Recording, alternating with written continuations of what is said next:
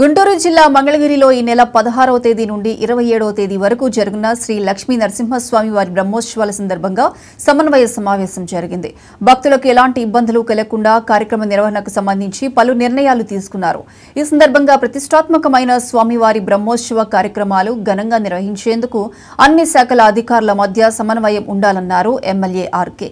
అనంతరం స్వామివారి బ్రహ్మోత్సవాలకు సంబంధించిన గోడ పత్రికను ఆవిష్కరించారు.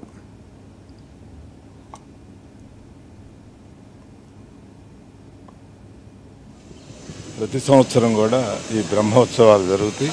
మంగళగిరి శ్రీ లక్ష్మీ నరసింహస్వామి వారి బ్రహ్మోత్సవాల ఆహ్వానం ప్రజలందరికీ కూడా తెలియజేస్తున్నాం. ఈ యొక్క బ్రహ్మోత్సవాలన్నీ కూడా చాలా భక్తులందరికీ కూడా ఎక్కడా ఇబ్బందులు లేకుండా పూర్తి చేయాలి అనే ఆలోచనతో ఎంఆర్ఓ గారు అట్లానే ఎమ్మెల్యే గారు అందరు అధికారులు ఈ యొక్క బ్రహ్మోత్సవాలు జరిగేటటువంటి ఏర్పాట్లని పర్యవేక్షిస్తూ జాగ్రత్తలు ఏ రకంగా తీసుకోవాలి, ఎక్కడ భక్తులు ఇబ్బంది పడకూడదు,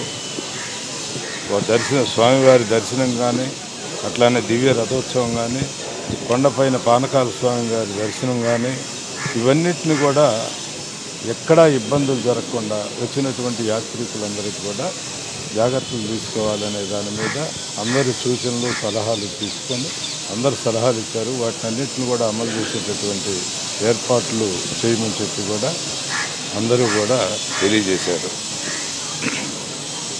పొన్న వాహనం 23వ తారీఖు శనివారం నాడు రాత్రి 7 గంటలకు ప్రారంభమైంది. చాలా ప్రధానమైనటువంటిది పొన్న వాహనం. అట్లనే కళ్యాణోత్సవం 24వ తారీఖు ఆదివారం నాడు రాత్రి 12 గంటలకు ప్రారంభమైంది.